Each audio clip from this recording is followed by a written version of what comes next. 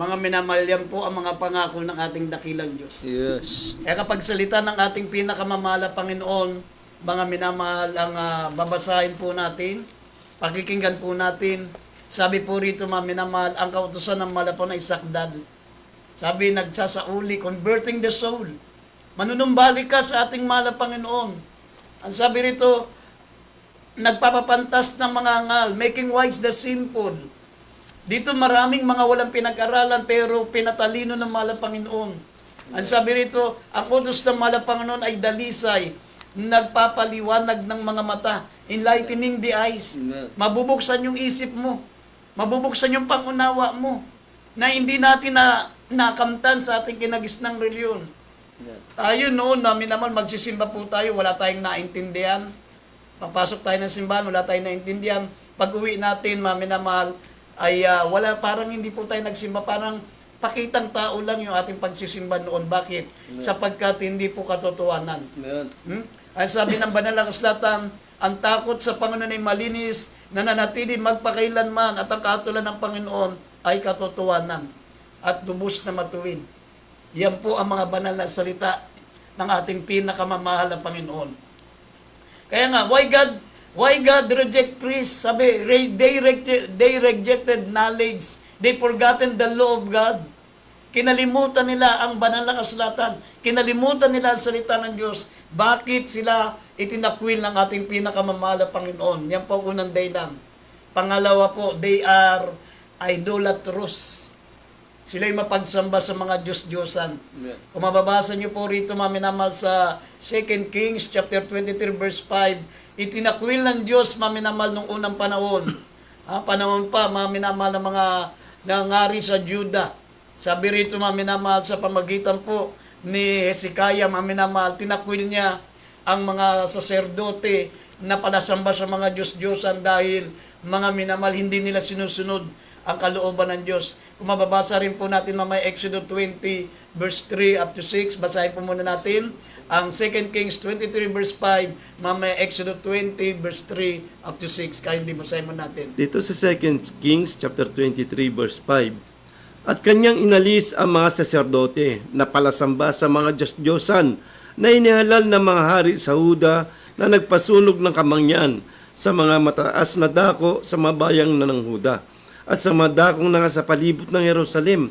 Pati silang nagsisipagsunog ng kamangyan kay Baal sa araw at sa buwan at sa mga tala at sa lahat ng natatanaw sa langit. Amen. Dito sa aklat ng Exodus, kabanatang 20, talatang 3 hanggang 6. Huwag kang magkakaroon ng ibang mga Diyos sa harap ko. 4. Huwag kang gagawa para sa iyo ng larawang inanyuan o ng kawangis man, ng anumang anyong nasa itaas ng langit o ng nasa ibaba sa lupa o ng nasa tubig sa ilalim ng lupa. 5. Huwag mong yuyukuran sila o paglilingkuran man sila, sapagkat akong Panginoon mong Diyos ay Diyos na mapanibughuin, na aking dinadalaw ang katampalasanan ng mga magulang sa mga anak hanggang sa 4 at 4 na salin ng lahi ng mga napuput sa akin. 6. At pinagpapakitaan ko ng kaawaan ang libu-libong umiibig sa akin at tumutupad ng aking mga utos. Amen. Amen. Yan po, pangalawang dahilan, maminamahal, bakit nireject ng ating mahal na Panginoon Diyos, maminamahal, ang mga pari, ang mga saserdote, maminamahal. Sabi, unang-una, mga minamahal, they rejected knowledge, they forgotten the law of God. Right. Pangalawa, they are idolatrous. Sila'y mapagsamba sa mga Diyos-Diyosan. Nabasa po natin, maminamahal, dito po sa 2 Kings 23 verse 5. Ang sabi rito, kanilang inalis ang mga saserdote na palasamba sa mga Diyos-Diyosan, na inihalal ng mga hari sa Juda na nagpasunog ng kamangyan sa mga mataas na dako sa mga bayan ng Juda at sa dakong nasa palibot ng Jerusalem. Sila po, maminamahal, ay inalis, maminamahal, ng hari ng Juda, sapagkat maminamahal, sila po ay mga idolatrous. Sabi, he put down the idolatrous priests. Inalis ang mga saserdoteng palasamba sa mga Diyos-Diyosan. Dapat mamulat ng isip natin. Mamulat ng puso natin, maminamahal, sa mga banal na salita ng Diyos. Biro mo, maminamahal hanggang ngayon, niluloko po tayo. Imagine, ito po'y 2,700 years ago. Tinanggal na ng Diyos ang mga saserdote. 2,007 years, 1,000 ago. Imagine, maminamahal, mahigit 2,000 taon, maminamahal, 2,700 years. Itinakwil na ang mga saserdote, ang mga pari, hindi na sila ang mga lingkod ng ating mahal na Panginoon. Dahil sila ay mapagsamba sa mga Diyos-Diyosan. Kanilang inalis ang mga saserdote na palasamba sa mga Diyos-Diyosan. Palibhasa, hindi po natin alam ang Biblia. Hanggang ngayon, maraming mga naniniwala. Marami pa rin nananampalataya sa mga pari na yan, maminamahal, na tayo po ay hindi inilalapit sa Diyos, kundi lalo po tayong inilalayo sa ating pinakamamahal na Panginoon. Kaya sabi po rito, maminamahal, sabi ng 1 Samuel chapter 2, verse 25, kung mababasa po natin ang talatang ito, sabi po rito, mga minamahal, na sabi po rito, mga minamahal, kapag ang tao'y nagkasala sa Diyos, kapag ang tao'y nagkasala sa tao, mga minamahal, ay pwedeng patawarin ng Diyos. Ngunit sino man magkasala, mga minamahal, sa Diyos, ito po, mga minamahal, ay walang kapatawaran. Wala nang mamamagitan. Pag tayo nagkasala sa tao, pwedeng mamagitan ang Diyos. Pero kapag tayo po ay nagkasala mismo sa Diyos, walang mamamagitan sa atin. Ang kasalanan pagsamba sa Diyos-Diyosan, ito po yung pagsambang direkta sa ating mahal na Panginoon Diyos. Sino pa ang mamamagitan? Kapag tayo po, maminamahal, ay nagkasala mismo sa harapan ng ating dakilang Diyos. Sabi po rito, unang Samuel 2:25. Basahin po natin. Dito po sa 1 Samuel chapter 2 verse 25, kung ang isang tao ay magkasala laban sa iba, ay hatulan siya ng Diyos. Ngunit kung ang isang tao ay magkasala laban sa Panginoon, sino ang mamamagitan sa kanya? Gaymay hindi nila dininig ang tinig ng kanilang ama, sapagkat inakalang patayin sila ng Panginoon. Amen. Tignan nyo, maminamahal. Kung tayo po ay magkakasala sa tao, tayo po ay makapanakit, tayo po ay makapagnakaw, tayo po, mga minamahal, ay makasakit ang damdamin sa ating kapwa, nandiyan ang Diyos na mamamagitan sa atin. Amen. Pero kung tayo magkasala mismo sa ating mahal na Panginoon, sino pa mamamagitan sa atin? Sabi rito, kung ang isang tao ay magkasala laban sa iba, ay hahatulan siya ng Diyos. Ngunit kung ang isang tao ay magkasala laban sa Panginoon, sino pa ang pwedeng mamagitan sa Kanya? Amen. Ang kasalanan, maminamahal, na pagsamba sa Diyos-Diyosan, ito po'y kasalanan direkta sa ating mahal na Panginoon Diyos. Amen. Kaya hanggat hindi tayo nagbabago, hanggat hindi natin, mga minamahal, itinatakwil ang mga pagsamba sa mga Diyos-Diyosan, hindi tayo pwedeng makapanumbalik sa Diyos. Kahit lumuhod ka pa, maminamal, mula sa pintuan hanggang sa altar, kahit ikaw'y palaging magpanata, kahit mga minamal tuwing mahal na araw, magpapapako ka sa krus, hindi ka mga minamal mapapatawad ng Diyos. Amen. Ang sabi ng banal ang slatan, mga minamahal, ang mga taong ito, sabi ito, they receive honor one of another, and not seek not the honor that cometh from God. Ang mga tao pong itong mga, sabi mga saserdote, mga minamahal, ay hindi nila hinahanap ang kalulatian galing sa Diyos, kundi sila naghanap ng sarili nilang kalulatian. Amen. Wala silang tatanggaping kalulatian galing sa malapan. Basahin natin dalawang talata. John 5:44 at John chapter 12 verse 43. Dito sa John chapter 5 verse 44. Sabi dito, 1:5:44, sabi po, paanong kayo'y makapananampalataya, kayong nagtatanggapan sa isa't isa ng kaluluwa, kalwalatian at hindi ninyo pinaghahanap ang kalwalatiang nanggagaling sa tanging Diyos. Dito po sa John chapter 12 verse 43, sapagkat iniibig nila ang higit ang kalwalatian sa mga tao kaysa kalwalatian sa Diyos. Amen. Yan po ang dahilan, maminamahal, bakit ayaw ng mga pari, maminamahal, na ituro ang katotohanan. Bakit ayaw ng mga pari, maminamahal, kahit nababasa nila na ang pagsamba sa mga graven images ay labag sa kalooban ng Diyos. Sapagkat ang sabi rito, sila'y nagtatanggapan sa isa't isa ng kalulatian.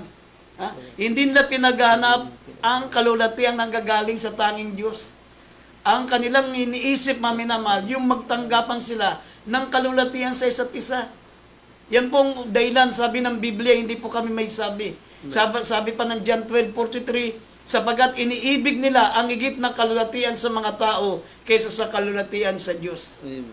Kasi pag naging pari ka naman, mga minamahal, talagang doon pa lang sa kalsada, makita ka ng mga tao, kala mo, nakakita ang mga tao ng Diyos. Amen. Magmamano-mano po, Padre. Talagang taas noo ka pag ikaw ay pari. Amen. Kaya hindi nila, mga minamahal, maituro ang katotohanan sapagkat sabi iniibig nila ang higit na kalulatian sa mga tao kaysa kalulatian galing sa Diyos. Amen. Yan po ang dahilan kung bakit ayaw nilang ituro ang katotohanan. Sabi pa rito, mga minamahal, sa Mateo 23, talatang 9, wag mong tatawaging ama ang sinumang tao dito sa lupa. Amen. Ha? Sapagkat, mga minamahal, iisa ang inyong ama, ang ama natin nasa langit. Sabi po rito, basahin po natin sa Mateo 23, talatang 9. Kaya hindi basahin natin. Dito po siya, Mateo, kabanatang 23, talatang 9. At wag ninyong tawaging inyong ama ang sinumang tao sa lupa, sapagat iisa ang inyong ama, sa mga bagay siya na nasa langit. Amen. Amen. Yan po, mga minamahal. Kaya nga, yung pong pagtawag natin ng mga father, yung pagtawag natin, ito po mga minamahal, ito po nakasuklam-suklam sa ating pinakamamahal na Panginoon. Sapagat iisa ang inyong ama, ang ama natin na sa langit. Maliban sa ating mga magulang sa laman, yung tatay natin sa laman. Pwede natin tawaging ama, pwede natin tawaging daddy. Pero yung pong mga nangangasiwa sa tinatawag na spiritual na bagay, hindi po natin pwedeng tawaging ama sapagkat iisa ang inyong ama na iisa ang inyong ama sa mga bagay siyang nasa langit. Kaya nga sabi ng banal na kasulatan dito sa Hebrews chapter 10 verse 11, maminamahal, lahat ng mga nangangasiwa ng mga saserdote ngayon naghahandog ng madalas na hain ng patayo, hindi na sila makapag-aalis pa ng kasalanan. Hindi na po kahit anong gawin natin kumpisal sa kanila, kahit anong gawin natin, mga minamahal, panata man tayo, hindi na raw sila nakakapag-alis ng kasalanan. Ito po'y tinatawag, mga minamahal, na 3,000 years ago, 5,000 years ago, na pinili ng mga Panginoon noon si Aaron bilang saserdote. Pero makalipas po, mga minamahal, ng mga ilang panahon, sila po ay tinakwil na ng ating dakilang Diyos. Kasi sabi po rito, Hebrews chapter 10 verse 11, maminamal ang bawat saserdote nangangasiwa ng patayo, naghahandog ng madalas na hain, hindi na makapag-aalis ng kasalanan. Yan po ang katotohanan. Basahin po natin. Dito po sa Hebreo chapter 10 verse 11. At katotohanan ang bawat saserdote na araw-araw ay nangangasiwa ng patayo at naghahandog ng madalas na gayunding mga hain, na hindi na makaalis kailan pa man na mga kasalanan. Amen. Hindi na makapag-aalis kailan pa man ng kasalanan. Yes. Ito po'y nasa banal na kasulatan, mga minamahal. Kaya nga, ngayon po, mga minamahal, mula nang inihandog ng Diyos ang kanyang katawan sa krus, ang ating dakilang Diyos ay nagkatawan tao, mga minamahal. Sabi ng banal na kasulatan, without shedding of blood is no remission of sin. Ang ating dakilang Diyos ay nagkatawan tao para maibuhos ang kanyang dugo upang magkaroon tayo ng kaligtasan. At mula noon, sabi ng Biblia, mga minamahal, meron po tayong kapangyarihan na magsilapit na may pagkakatiwala sa luklukan ng biyaya. Pwede na tayong makadirekta sa ating Panginoon ngayon dahil lahat ng mga mananampalataya ni Kristo ay mga bagong saserdote ng Diyos. Tayo ngayon ang mga bagong saserdote ng Diyos. Sabi ng 1 Peter chapter 2 verse 9, Ye are a royal priesthood, a holy nation. Sabi, but ye are a chosen generation, a royal priesthood, a holy nation, a peculiar people, that should support the praises of Him who had called you out of darkness into marvelous light. Yeah. Tayo po ay mga bagong makasaserdote ng Diyos ngayon. Kaya nga, kung mababasa niyo po ang Hebrews 4, talatang 16, sabi rito, mga minamahal, tayo magsilapit na may pagkakatiwala sa luklukan ng biyaya. Pwede na tayo makadirekta. Dati kasi nung unang panahon, Meron tinatawag na holy place, merong holy of holies. Hindi ka pwedeng makalapit, maminamal na hindi ka lalapit sa saserdote. Ang saserdote, ang mga pare, ang sasabihin mo sa kanila ang ginawa mong kasalanan, tapos sila ang papasok dun sa kabanal-banalang dako. Yeah. Pero ngayon, mula na namatay ang ating mahal na Panginoon Jesus sa krus ng Kalbaryo, tayo po ay pinuutusan ng ating mahal na Panginoon na lumapit na may pagkakatiwala sa luklukan ng biyaya upang magpagtamo tayo ng awa. Sabi rito sa Hebrews 4:16 at Efeso 3:2. Dito po sa aklat po ng Hebreo, chapter 4, verse 16. Sabi dito, magsilapit nga tayong may pagkakatiwala sa luklukan ng biyaya upang tayo'y magsipagtamo ng awa at mga kasumpong ng biyaya upang tumulong sa atin sa panahon ng pangangailangan. Efeso. Dito po sa Efeso, chapter 3, verse 12, sabi po dito, na sa Kanya'y mayroong tayong lakas ng loob at pagpasok na may pag-asa sa pamamagitan ng ating pananampalataya sa Kanya. Amen. At sabi ng banal na kasulatan na sa kanya mayroon tayong lakas ng loob at pagpasok na may pag-asa sa pamagitan ng ating pananampalataya sa kanya. Right. Pwede na tayo makadirekta kasi ngayon tayo po ang makabagong saserdote.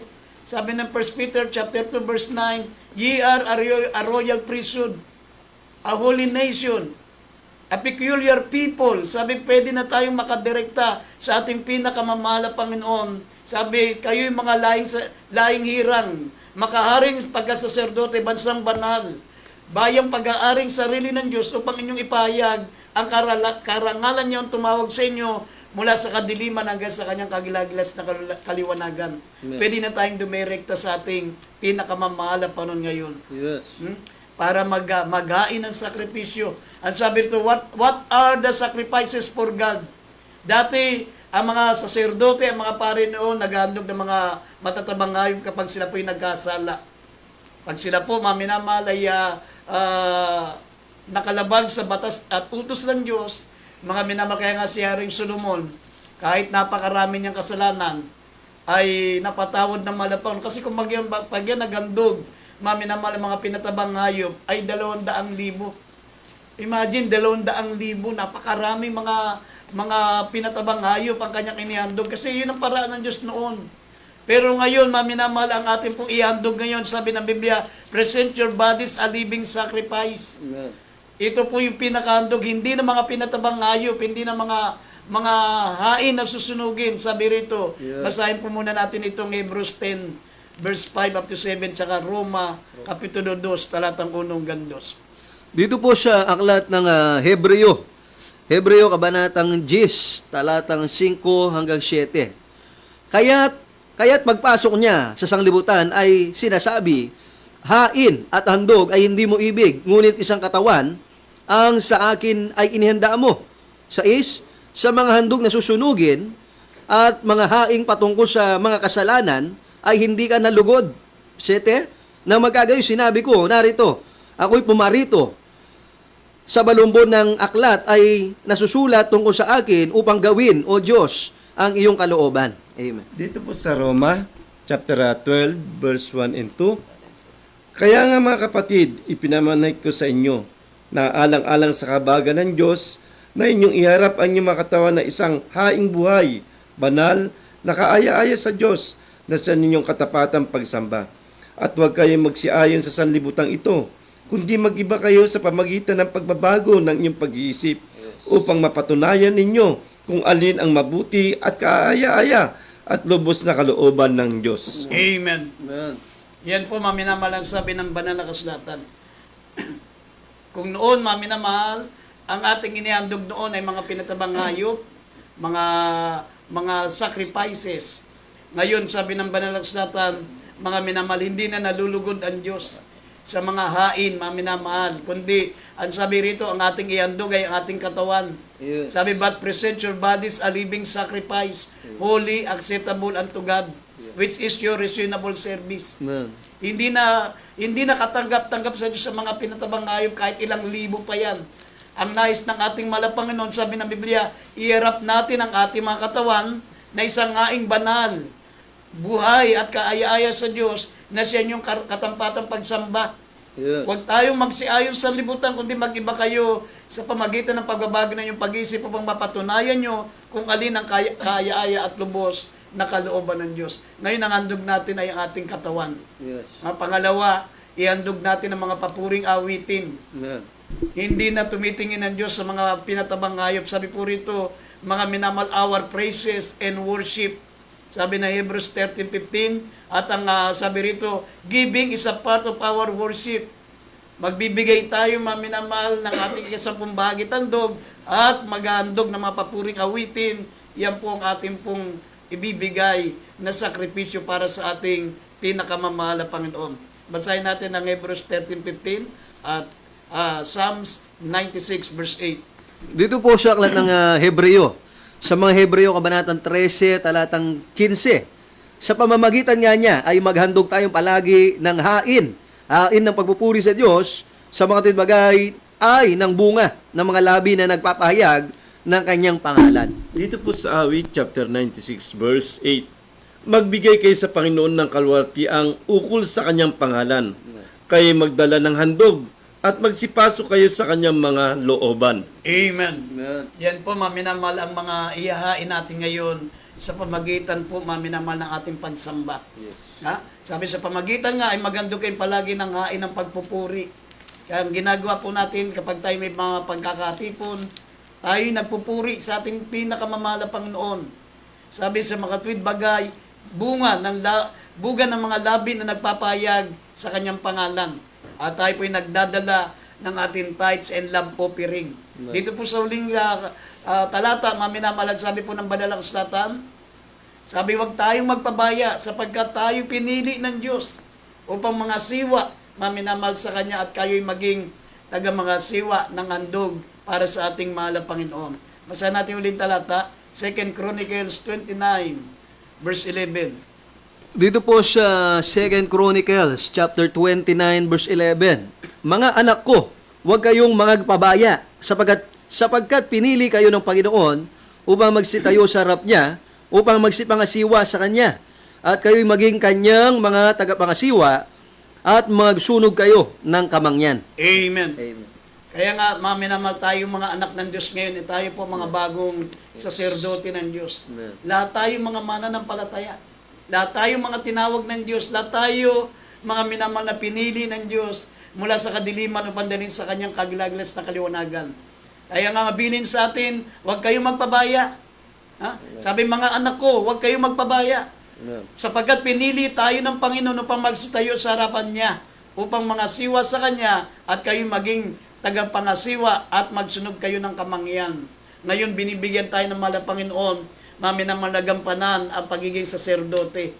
Ye are a royal priesthood, a holy nation, a peculiar people. Tayo ngayon ang mga bagong tinawag ng Diyos. Kaya nga, mga minamaluwag nating gayahin ang ginawa ng mga unang mga saserdote. Bakit inalis sila ng ating pinakamamahal na Panginoon sapagkat kinalimutan nila ang salita ng mahal na Panginoon at hindi sumunod sa kalooban ng ating mahal na Panginoon. Kaya nga sa gabing ito, mga minamahal,